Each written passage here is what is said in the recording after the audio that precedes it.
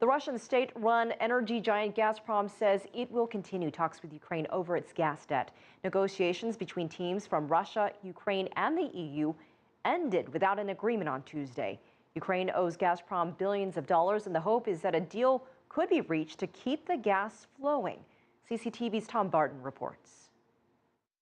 Russia's government says Ukraine has failed to pay its gas bills, which Moscow estimates at over $5 billion. Ukraine's government says Russia is calculating that on an extortionately inflated price of $485 per 1,000 cubic meters, raised from $268.5 after former President Viktor Yanukovych fled from power.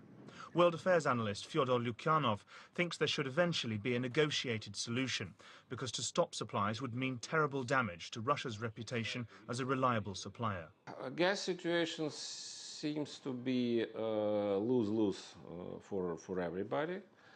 I think that the final solution will be a compromise, that Ukraine pays back part of the debt, and the rest will be discounted or restructured into something else. The latest stumbling block has been a Russian proposal to link lower gas prices to export duties. Russia's energy minister, Alexander Novak, says this pricing mechanism should be accepted. Ukraine's energy minister, Yuri Prodan, does not agree, saying it is unfortunate that Russia's position on pricing has changed. Diplomatic expert Alexander Lukin says there must be consequences if Ukraine's government doesn't have the money, and adds that EU money to Ukraine comes with instructions not to pay it to Russia.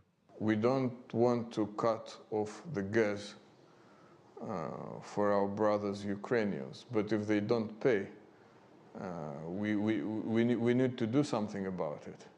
The chance of a Russian cut-off in gas supplies once more is no idle threat.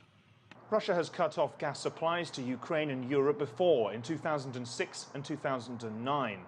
And in April this year, Russian President Vladimir Putin threatened to halt gas supplies to Ukraine and Europe beyond in a letter to EU leaders.